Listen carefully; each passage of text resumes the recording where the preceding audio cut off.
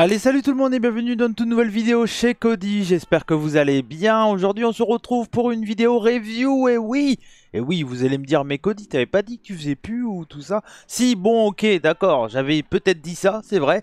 Mais en même temps, je pourrais pas en parler lors du mercredi.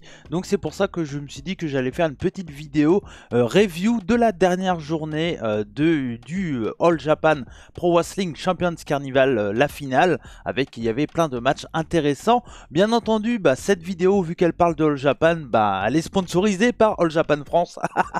Bon, au fond, c'est pas vraiment un sponsor, mais bon, voilà. En tout cas, bien entendu, si vous souhaitez avoir toutes les informations sur All Japan Pro Wrestling en français, n'hésitez pas à rejoindre le compte Twitter All Japan France, c'est moi qui m'en occupe. Et voilà, je mets plein d'infos, des infos historiques, des reviews aussi écrites du show, mais je me suis dit que c'était aussi intéressant de tout simplement faire une petite vidéo où je vous donne mon avis vraiment un peu plus que sur la version écrite que vous pouvez retrouver sur All Japan France. Donc voilà, mais en tout cas c'est un vrai plaisir de vous retrouver et puis voilà, du coup on va y aller tout de suite avec cette review. Vous le voyez, je suis sur le compte de All Japan France sur le côté et donc du coup ce qui va être intéressant, on va un peu descendre un peu le thread, comme ça vous allez voir aussi pour ceux qui sont pas encore abonnés, bien sûr tous les liens seront dans la description. N'hésitez pas à vous abonner, vous voyez à peu près le style de thread que vous allez pouvoir voir lors des shows en live de All Japan Pro Wrestling. Alors pas tous les shows que je pourrais regarder en live tout simplement, mais quand généralement je fais quand même un thread même sur les shows qui sont de quelques jours, etc. Ça me permet de tenir au courant les personnes qui sont intéressées tout simplement par qu'est-ce qui se passe du côté de chez All Japan Pro Wrestling. Donc du coup on va y aller. Donc All Japan Pro Wrestling, donc le Champions Carnival, pour ceux qui ont cliqué voilà, pour savoir un peu qu'est-ce que c'était tout ça. Le Champions Carnival, c'est tout simplement comme le G1 Climax, c'est un tournoi annuel de All Japan Pro Wrestling et tout simplement donc c'est un tournoi avec deux blocs et avec des matchs où les deux gagnants du bloc se retrouvent en finale et une grande finale, et donc c'était aujourd'hui la grande finale. Donc le show a commencé, il y avait une salle vraiment sympa, on était du côté du Ottawa à Tokyo, qui est une salle assez habituelle pour All Japan ces dernières années. C'est là où ils font tous les gros shows, on va dire, et je pense que c'est la première fois que je le voyais aussi blindé pour un show de All Japan depuis la pandémie. C'était vraiment très cool. Alors voilà, c'était pas plein à craquer, mais je pense qu'ils ont dépassé les plus de 1000 personnes largement, et c'est vraiment un bon score pour All Japan Pro Wrestling de faire ce genre de salle et de chiffres. Ça fait vraiment plaisir, et franchement la carte elle était vraiment très bonne, avec des catcheurs en plus de New Japan, de Glate, etc.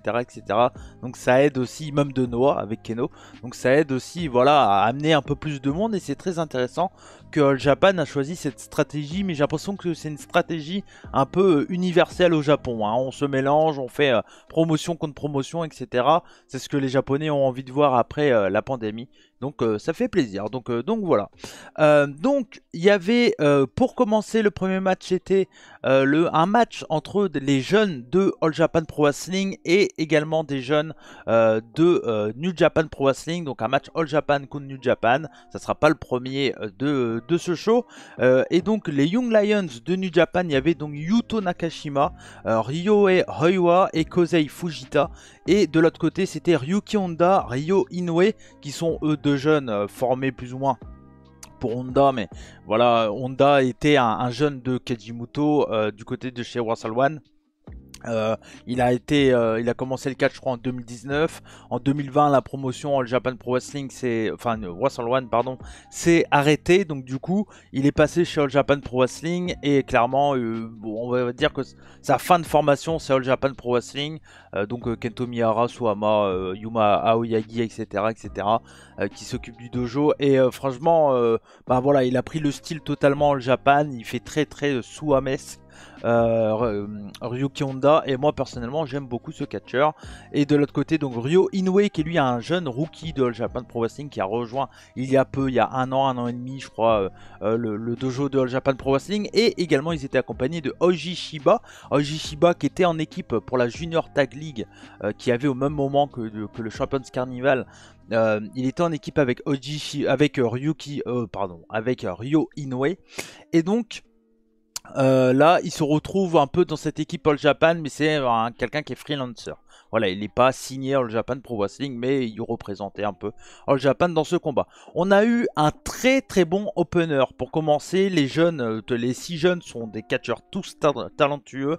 Ça se met dans la gueule. Le but, c'est juste de s'éclater la tronche. Et franchement, moi j'ai lancé le show donc en live. Il était 9h du matin. C'est un truc qui fait tellement plaisir de voir juste des Japonais en slibard, hein, c'est que ça. Des Japonais en slibard qui se dégomment la gueule. Et c'est tellement plaisant. C'est vraiment un match à recommander dans ce show. Franchement, c'est pas très long en plus. Et puis, c'est tellement rythmé. De toute façon, ça aurait pu durer 15 minutes. Je sais même pas le temps, mais franchement, ouais, je dirais un petit 10 minutes quand même. Un peu moins peut-être, mais c'était en tout cas très très rapide et très très cool et une grosse intensité. Et on pourrait pourquoi pas avoir une espèce de revanche au show qui aura en commun entre All Japan Pro Wrestling Noah et New Japan Pro Wrestling. Donc ça sera All Together Again. Ça sera pendant le courant de l'été, je crois en juin si je dis pas de bêtises. Donc voilà, donc ça va être intéressant à suivre, mais vraiment un très très bon match. Tout le monde a brillé, tout le monde a eu sa phase et tout ça. C'était vraiment très très cool. Nakashima qui a eu le nez en sang et tout, c'était vraiment très très bien. Et donc comme vous le voyez, victoire de Kosei Fujita pour les Young Lions de New Japan sur Ryo Inoue. Donc vraiment très très cool, vraiment un très très bon match à recommander.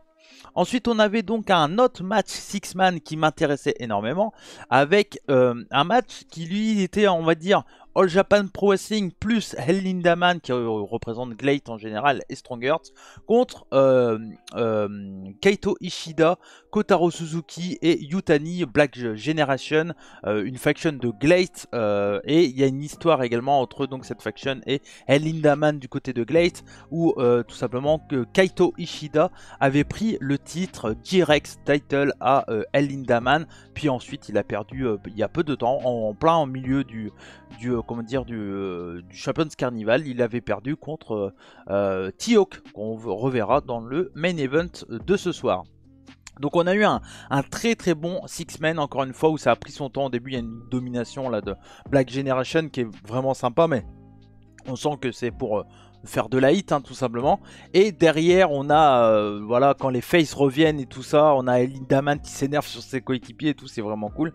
Et quand les faces reviennent, bah, ça part dans tous les sens, c'est exceptionnel, j'adore ces combats de junior. La division junior chez All Japan, elle est vraiment très très très bonne, franchement très très bonne. Et en plus avec les apports des mecs de Glade et tout, ça ramène que du bon. Et franchement c'est un très bon match, un autre match à recommander. Victoire des Face, donc du coup victoire d'Aoyagi avec un 450 splash sur le vétéran Kotaro Suzuki. Un très bon match, vraiment très très cool. Ensuite, il y avait un autre six-man, hein, beaucoup de six-man, on est sur les cartes japonaises, mais moi je trouve qu'il y a toujours des trucs intéressants à raconter dans ces six-man de All Japan, et même de n'importe quelle promotion. À partir du moment où on s'intéresse à une promotion, je pense que tous les matchs, même les six-man, sont très intéressants. Enfin, pas très intéressants, mais sont intéressants. Et voilà, ça permet d'avoir des face-à-face un peu différents, on va dire. Donc moi je trouve ça cool. Donc là, on avait un match mix, Saki, Unagi Sayaka et Yoshitatsu contre Hikaru Sato et Kaori Yoneyama, pardon, et Yu. Voilà, donc j'ai fait sur le thread une petite présentation des catcheuses, que comme ça pour ceux qui les connaissent pas, bah, ça permet de savoir un peu qui est qui. Et donc Saki est tout simplement une catcheuse de Girls Pro Wrestling Unit Colors. Elle a été championne dans plein de promotions différentes. On avait également, donc comme je vous l'ai dit, Unagi Sayaka qui est une catcheuse freelance, on l'a vu du côté de Stardom. Elle a été, je crois, champion Future of Stardom, donc c'est vraiment une bonne catcheuse qui est freelance depuis peu, je crois. Elle a une trentaine d'années. Le match était arbitré par Black Mansour, et également il y avait donc dans l'autre équipe, il y avait Yu, catcheuse freelance, donc Joshi, hein, bien entendu, actuellement championne du côté de chez Sendai en équipe, et également championne du côté de la Eve. Donc vraiment très très cool, et c'est vraiment une très très bonne catcheuse, et j'espère pourquoi pas un jour la voir en France, étant donné qu'elle vient de temps en temps du côté de l'Angleterre, ça pourrait être intéressant. Et donc comme je l'ai dit, il y a Kaori Yoneyama qui est elle une vétérane du circuit féminin. On la voit sous la gimmick du Death, j'ai oublié son nom, mais Death Madades, là où je sais plus, je m'en excuse, je suis pas un spécialiste Joshi. Donc on voit la photo là à droite avec le clown Singimik où elle est du côté de Wedotai à Stardom. Donc c'était vraiment un bon match. Au début on a eu un match un peu comédie avec un Hikaru Sato qui était vraiment dans un mood très comédie avec une tenue très particulière qu'il a déjà sorti il y a quelques temps dans d'autres matchs. Voilà, c'est une espèce de pull en laine avec un petit slibard. Je sais pas pourquoi il a ça, mais en tout cas il a déjà eu ce genre de fringues dans des matchs un peu particuliers. Mais hormis ce côté un peu comédie de Hikaru Sato, derrière ça catch très très bien. Ils ont laissé beaucoup de place je trouve aux femmes, et ça je trouve ça très très bien. Yoshitatsu a été pertinent, il a fait des bons retours et tout ça, c'était vraiment très très cool. Et franchement on a eu un très bon match, Six Man, franchement, alors voilà, pas incroyable, mais ça mange pas de pain et ça a continué un peu ce bon mood qu'on avait en début de show. Et donc victoire de Saki avec un gros Gni Drop, vraiment très très cool et très intéressant. Donc voilà. Ensuite on avait un autre match par équipe, un 8-man tag, et il y avait une question, qui était le X? Parce que tout simplement on avait Yuji Nagata, Satoshi Kojima, donc les anciens de New Japan qui sont ces derniers temps du côté de un peu toutes les promotions, mais surtout là du côté de chez All Japan, Satoshi Kojima qui a lui participé au Champions Carnival, à la différence de Nagata qui lui, malgré qu'il soit champion, n'a pas participé au Champions Carnival. Et donc ils étaient accompagnés de Mitsuya Nagai qui est lui un junior des années 90-2000 du côté de chez All Japan Pro Wrestling et également New Japan Pro Wrestling. Alors il n'a pas une grosse carrière au point de vue des titres et tout, mais il a une grande carrière au point de vue du temps, hein. Ça fait, voilà, il catch depuis 91, donc c'est quand même quelqu'un d'assez important pour le catch junior du côté comment dire, du Japon, voilà, tout simplement. Et en face on avait donc une équipe de géants. Franchement on avait que des mecs qui faisaient 1m90 ou 2 m. On avait donc Shuji Ishikawa, Cyrus, Ren Hayabe et Oscar Lub. Encore un autre Oscar Lub qui nous vient de New Japan Pro Wrestling, qui est un catcheur allemand qui a été recruté il y a peu du côté du New Japan Dojo, qui a fait ses bases, il faut le savoir, du côté du Fale Dojo. Donc c'est l'une des raisons qu'il est une Young Lion actuellement. Mais un gros talent, franchement très grand, très intéressant, vraiment très très cool. Il a 24 ans en plus, il est très très jeune, donc vraiment un gros Young Lion du côté de chez New Japan pour Oscar Lub. Et il y avait également Ren Hayabe qui est lui un jeune catcheur qui a seulement 2 ans de carrière, enfin 3 ans, pardon, 3 ans de carrière, et il fait 2 mètres de haut. Donc voilà, gros catcheur qui nous vient de Just Tap Out, qu'on voit de temps en temps du côté de chez All Japan Pro Wrestling. Ça pourrait peut-être une cible pour All Japan Pro Wrestling. C'est un grand catcheur et qui franchement il est plutôt intéressant dans le ring. Donc voilà, on a eu un six man donc plutôt marrant. C'était donc Black Monster qui était au final le personnage mystère. Au début il arbitrait, puis au final il a dit non, je vais catcher. Et donc c'est lui qui est arrivé pour combattre dans ce combat pour être le 4e homme dans l'équipe des anciens. Et donc on a eu vraiment un bon match avec tout le monde encore une fois qui a brillé. Je trouve que tout le monde a eu son moment, etc. Cyrus qui est vraiment un vadeur, je dirais pas de Wish parce que ça serait déjà pas sympa de dire ça, mais vraiment voilà, inspiré de Vader, clairement. Mais il a un côté vraiment un peu plus actuel dans ses moves. Il fait des trucs plutôt sympas et tout. Donc vraiment très très intéressant. Moi j'aime beaucoup. Et puis les autres, Oscar Lub, Shuji Ishikawa et Ren Hayabe, c'est vraiment aussi 3 vraiment bons catcheurs.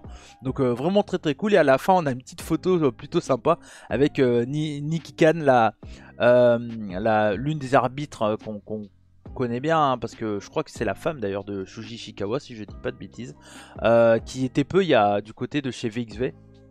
Et donc elle levait les bras des 4 géants là, et puis comme elle est toute petite, c'était assez marrant, il a soulevé. Donc voilà, c'était assez drôle. Petite image plutôt sympa pour un match plutôt cool également, dans la continuité. Ensuite il y avait donc, ça enchaînait très rapidement, il y avait un autre match par équipe avec Yuma Aoyagi et Takao Mori contre Minoru Suzuki et Okuto Mori. Strong Style, parce que oui, Strong Style, il y a une version du côté de chez New Japan avec mince, j'ai oublié son prénom, je vais me faire dégommer par les amis de DKC. Bref, j'ai oublié son Ren Narita, voilà, ça m'est revenu. Donc avec Ren Narita et El Desperado. Et il y a également une version Strong Style du côté de All Japan, toujours avec Minoru Suzuki et Okuto Omori et Naruki Doi, l'actuel champion junior. Donc voilà, donc ça c'est intéressant. On pourrait avoir un match Strong Style pour All Together Again, par exemple avec les gars de All Japan, les gars de New Japan mélangés pour un gros 6-man, 5-man. Donc ça pourrait être intéressant. Donc on a eu un bon match, rien d'extraordinaire, mais vraiment pas dégueulasse, hein, comme d'habitude. Avec l'actuel Minoru Suzuki, on a eu un bon face-à-face avec Takao Mori et Minoru Suzuki, ces deux catcheurs qui ont eu une rivalité dans le passé. Hein. Donc voilà, victoire en God Style P-Driver sur Takao Mori, RAS, mais vraiment bien, pas nul du tout, vraiment pas nul du tout. Ensuite, ils ont annoncé les prochaines grosses dates importantes pour All Japan Pro Wrestling. Donc le 13 mai, il y aura un show hommage à Jumbo Tsuruta. Je vous en reparlerai bien entendu sur le compte Twitter All Japan France. Le 14 mai, on aura un combat de frangins. Ça va être intéressant à suivre entre Atsuki Aoyagi et Yuma Aoyagi. Ça va être vraiment intéressant. Et franchement, je suis assez curieux de cette affiche. Ensuite, le 29 mai, on aura donc Yuji Nagata contre le gagnant du Shoppens Carnival, donc voilà, Shotaro Ashino, vous l'avez vu sur la miniature. Donc Shotaro Ashino, Yuji Nagata le 29 mai, date à garder en mémoire. Et le 17 juin, on aura donc deux shows, le 15 et 17 je crois. Deux shows pour les 20 ans de carrière de Shuji Ishikawa. Et on aura un retour des Violent Giants en équipe, donc Suwama et Shuji Ishikawa contre les Strong BG, donc Daisuke Sekimoto et Yuji Okabayashi. Ça a été une grosse rivalité de 2018-2019 du côté de All Japan pour les titres par équipe, et ça va être intéressant de retrouver les 4 hommes dans cette équipe, sachant que bon, Suwama c'est pas le même que quand il était en mode évolution avec la teinture blonde, etc. Donc faudra voir un peu comment ça va se passer, mais en tout cas l'affiche est plutôt intéressante et je suis assez curieux de voir si Strong BG va pas refaire un petit run du côté de All Japan. Ça m'intéresserait en tout cas. Donc voilà. Juste pour information, effectivement, je l'avais pas vu tout de suite lors du thread parce que la traduction, et je parle pas bien, pas du tout japonais. Donc Unagi Sayaka a challengé Suwama donc pour un match 1 contre 1. À voir ce que ça va donner, mais je suis curieux, j'espère qu'ils vont le faire. Et puis limite fait dans un tout petit show en main event, ça permet de laisser du temps au match, faire un bon 15-20 minutes. Et je pense que ça peut être intéressant en vrai, ça peut être intéressant d'avoir ce genre d'affiche du côté de All Japan Pro Wrestling. C'est bien cool qu'ils osent mettre du match, des tag mix et tout. Je trouve ça cool entre New Japan qui fait l'effort d'eux, Noah aussi. Hein. Il y a eu il n'y a pas longtemps des matchs féminins du côté de chez Noah. Là, All Japan aussi. Donc c'est très intéressant que le catch féminin vient petit à petit dans les gros shows, des grosses promotions du Puro. Donc je trouve ça très très bien. Ensuite, il y avait donc le match Junior Heavyweight Naruki Doi contre Dan Tamura. C'était la deuxième défense de titre de Naruki Doi. Il avait gagné le titre donc sur Atsuki Aoyagi. Et après il avait remporté sa première défense pour son titre contre Rising Hayato, donc 2 jeunes sur 4 de la promotion 2020 de All Japan Pro Wrestling. Il y en a un qui va pas défendre parce que c'est tout simplement quelqu'un qui est dans sa faction avec Minoru Suzuki, c'est tout simplement Okuto Omori qui est encore de cette promotion 2020 des rookies de All Japan Pro Wrestling. Et donc le dernier c'était Dan Tamura qui lui est souvent en équipe avec Hikaru Sato, etc. Il essaye un peu de garder Evolution qui était la faction de Suwama, un peu la tête hors de l'eau, mais bon ça marche plus ou moins. En tout cas c'est un catcheur qui est très intéressant, très bon catcheur dans le pur style All Japan actuel, très suamesque encore une fois. Moi j'aime beaucoup, on sent de toute façon que ces jeunes là, que ce soit Okuto Mori et Dan Tamura, ils ont pris le style de Suwama.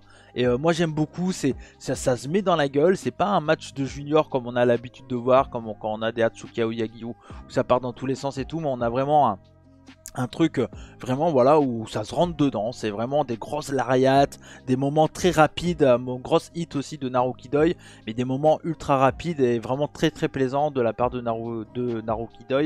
Et puis après Dan Tamura, sa puissance, moi j'adore ce catcheur, c'est vraiment le le style All Japan, c'est Dan Tamura quoi, dans les jeunes. Et il a vraiment des grosses lariats, des grosses back suplex et tout. C'est vraiment très très cool. Et franchement, voilà, j'étais pas surpris du résultat. Naruki Doi va conserver son titre et c'est un nouveau Atsuki Aoyagi qui se pointe pour challenger l'actuel champion. Et donc il vient le défier, il a perdu le titre, hein, je vous l'ai dit. Là, il veut un rematch pour son titre, tout simplement. Et je pense que voilà, donc alors, sur le moment, il avait l'air de refuser, mais j'ai vu après sur les réseaux que ça avait l'air d'être accepté. Je vais attendre un peu d'avoir plus d'informations, s'il y a un match card et tout, une date de All Japan Pro Wrestling pour vraiment confirmer la chose. Mais je pense, quoi qu'il arrive, qu'il va accepter parce qu'actuellement, il n'y a pas trop d'autres juniors. Et l'histoire serait belle si Atsuki arrive à remporter le titre sur Naruki Doi. Et pour ceux qui me disent, ah, ça fait pas de sens, il a perdu le titre il y a pas longtemps et tout, ça fait du sens parce que Atsuki et Rising Hayato avaient battu Naruki Doi. Et je crois que même c'est Atsuki qui avait fait le tomber sur Naruki Doi lors de la Junior Tag League. Donc voilà, ça a un petit sens. Donc voilà, et puis bah moi je trouve que ça serait une belle histoire si Atsuki, la pépite, hein, le futur Ace Junior de All Japan Pro Wrestling, remporte ce titre. Ensuite, on avait un match simple entre Kono et Manabu Soya, un match pré-match comme ils appellent souvent, c'est des matchs qui vont tout simplement teaser un futur match pour un titre. Et donc là, c'est pour les titres par équipe d'All Japan Pro Wrestling. On aura donc Manabu Soya et Keno du côté de donc Kongo contre Voodoo Murder, donc Kono et Suama. Et ça sera pas du côté de All Japan Pro Wrestling, ça sera du côté de Noah le 21 mai. Donc ça va être intéressant. Et donc on avait un petit, voilà, un petit pré-match entre les deux. On a eu un vrai bon match, vraiment dans le style on se casse la gueule, on fait des trucs simples et on réfléchit pas, voilà, on réfléchit pas à vouloir faire des trucs de ouf. C'était vraiment sympa, pas incroyable mais vraiment cool. J'ai fait également une petite présentation de Kono, donc voilà, comme ça vous aurez eu le temps de la lire. Victoire de Kono, je suis assez surpris quand même. Je pensais que Manabu Soya allait remporter ce combat, hein, lui qui a quand même un gros passé du côté de All Japan Pro Wrestling. Donc voilà, victoire de Kono après un bon petit match. Ça n'a pas duré très longtemps, victoire avec une clé de bras. Donc voilà, match plutôt sympa. On avait la suite de Voodoo Murder contre Kongo. Donc là, cette fois-ci, c'était donc Keno, Hajime Ohara et Hiroki du côté de Kongo contre Suama, Jun Saito et Rei Saito. Actuellement, les matchs de Voodoo Murder, on peut pas dire que c'est les meilleurs matchs de chez All Japan parce que souvent voilà, ça part dans tous les sens, un peu la triche et tout, etc. Bon, il y a des interventions, etc. Mais là, franchement, j'ai trouvé ça vraiment cool.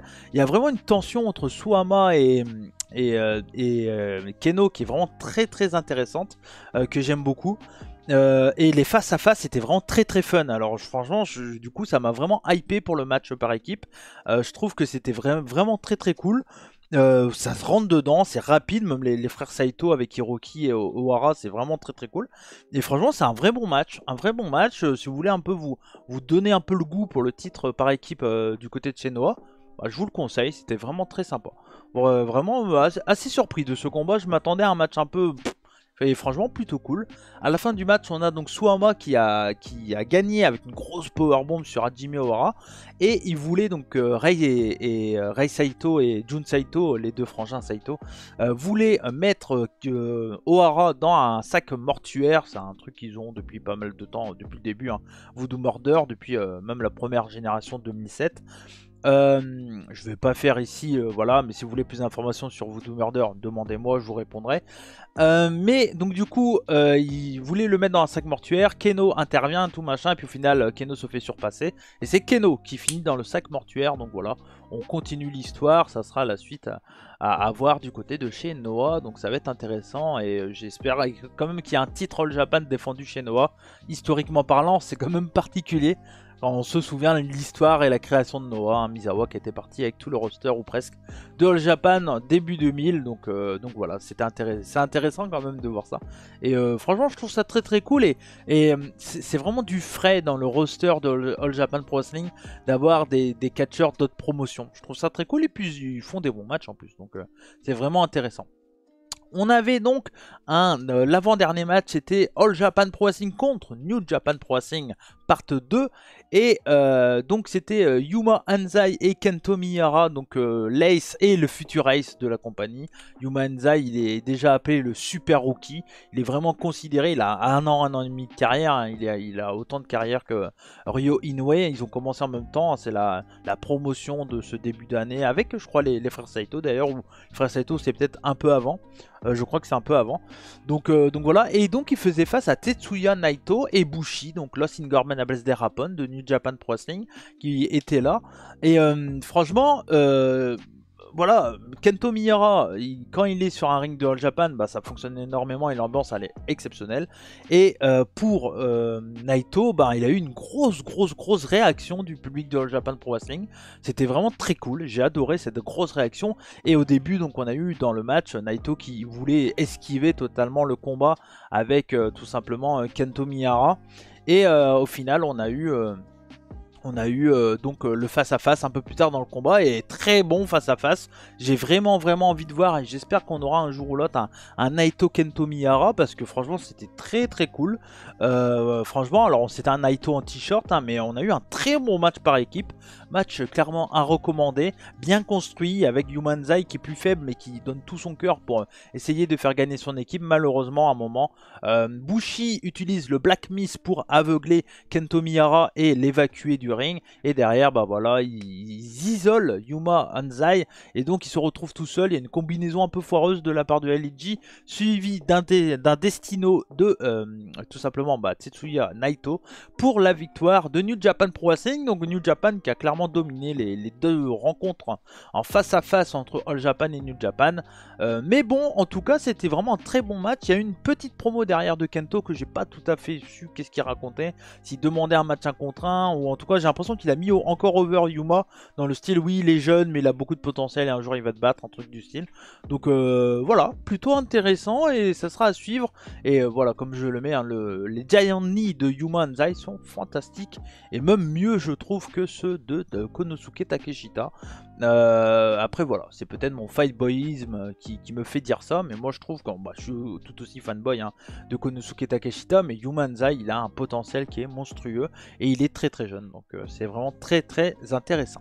Et donc le main event c'était tout simplement donc T-Hawk, gagnant du bloc A, qui a gagné dans la dernière journée contre Kento Miyahara pour se qualifier, et Shotaro Ashino qui a gagné contre Shuji Ishikawa. Shotaro Ashino qui est lui un signé de All Japan Pro Wrestling, tandis que T-Hawk lui n'est pas un signé du côté de chez All Japan Pro Wrestling, mais un signé de GLEAT. Il est même l'actuel champion G-Rex title, donc le champion de GLEAT, le principal, titre qu'il a pris contre Kaito Ishida il y a peu, je vous l'ai dit tout à l'heure. Et donc il se retrouvait dans ce main event. C'était pas la première fois que les deux hommes se rencontraient. La première fois c'était du côté de Wrestle One en 2019 pour un match pour le titre de Wrestle One, où il y avait une grosse histoire entre les Enfants Terribles, qui était la faction de Shotaro Ashino, et Strong Hearts à l'époque, et il y a eu plusieurs matchs par équipe, etc. C'était une habitude un peu de Wrestle One. Et donc ils avaient eu un match en solo là-bas, match remporté par T-Hawk, et ils ont eu un deuxième match l'année dernière du côté du Champions Carnival, donc de All Japan Pro Wrestling, et c'était à nouveau T-Hawk qui avait gagné ce match. Et donc alors la question c'était, est-ce que T-Hawk allait pouvoir remporter une troisième fois d'affilée sur Shotaro Ashino? Est-ce que Ashino allait pouvoir gagner un combat contre T-Hawk en 1 contre 1? Et la réponse est tout simplement oui. Et on a eu un super match. Alors je n'ai pas le temps devant les yeux là au moment où je vous parle, mais en tout cas je pense à durer plus de 20 minutes c'est sûr, parce que j'ai entendu l'annonce à un moment, je dirais dans les entre 23 et 25 minutes, quelque chose comme ça. Donc vraiment un très bon main event, vraiment très cool, bien construit. On a à un moment une phase un peu de calme, mais en même temps c'est assez logique pour montrer un peu voilà, toute l'intelligence de T-Hawk, qui sait accélérer quand il faut et rendre le combat hyper excitant, mais en même temps il sait poser le match et prendre son temps pour dérouter un peu son adversaire. Et au début on a eu donc Ashino qui vraiment voilà, il attaquait la jambe, il fait sa stratégie habituelle, hein, Shotaro Ashino, il attaque les jambes, il fait des souplexes, etc. Et à un moment T-Hawk a réussi à prendre l'avantage, il a dominé Ashino, je dirais 5-6 minutes, où on a de la domination qui casse un peu le début de match qui est vraiment très intense. Et c'est vrai que pour certains ça va peut-être déranger, moi personnellement ça m'a pas dérangé, j'ai trouvé ça plutôt intelligent. On a quand même des petits rappels avec Ashino qui arrive à revenir de temps en temps en attaquant la jambe de son adversaire, etc. Mais ça lui permet pas de revenir, puis après quand on dépasse les 10 minutes de combat à peu près, on a vraiment des échanges à toi, à moi, c'est hyper intense, c'est hyper cool, des gros souplexes, des gros near fall en fin de combat. C'est vraiment un très bon match, pas déçu une seconde de cette finale et encore moins du gagnant parce que c'est Shotaro Ashino, comme vous l'avez vu, qui a remporté ce tournoi Champions Carnival, et donc c'est lui qui va rencontrer Yuji Nagata le 29 mai. Et donc franchement c'était un très bon show, un très bon match. J'ai fait un autre tweet tout à l'heure où tout simplement je vous dis les matchs selon moi à rattraper, donc voilà. Donc T-Hawk Shotaro Ashino, les deux matchs New Japan contre All Japan, pardon, et également le Six Man, donc entre Lindaman, Rising Hayato et Atsuki Aoyagi contre Black Generation de GLEAT. Donc ça c'était les 4 matchs, mais vraiment tout le show est cool. Alors c'est un match, un show un peu plus long parce que c'est un gros pay-per-view, mais c'était vraiment très bien. Je suis vraiment pas déçu de cette promotion, et voilà, ça fait toujours plaisir de vous en parler. Donc c'est pour ça que je me suis dit je voulais vous en parler dans ce format podcast, pas de pause, voilà, à l'ancienne. Et puis comme ça vous permet d'avoir votre petit podcast sur All Japan Pro Wrestling. Si ça vous plaît, n'hésitez pas à me le dire et je pourrais le faire de temps en temps, ce petit format podcast. Je me dis que ça pourrait être cool pour parler encore plus de All Japan Pro Wrestling. Ça permet de plus donner mes idées, ma façon de penser. Mais sinon, voilà, sinon je l'aurais fait dans le mercredi, mais vous le savez, je me fais opérer des dents de sagesse ce mardi là qui arrive, et donc pas d'émission le mercredi. C'est pour ça que je fais cette petite émission. Merci à vous de m'avoir suivi. N'hésitez pas à déjà follow la chaîne si ce n'est pas le cas, et puis bien sûr aller faire un tour sur All Japan France, voilà, ça fait plaisir. All Japan France, AJPW FR, n'hésitez pas, tous les liens seront dans la description si vous voulez avoir plus d'informations sur cette promotion que j'aime tant. Merci à vous, c'était Cody, et j'espère que cette vidéo podcast vous a plu. Comme on dit chez moi, banzai, et surtout n'oubliez pas, soyez curieux. Ciao!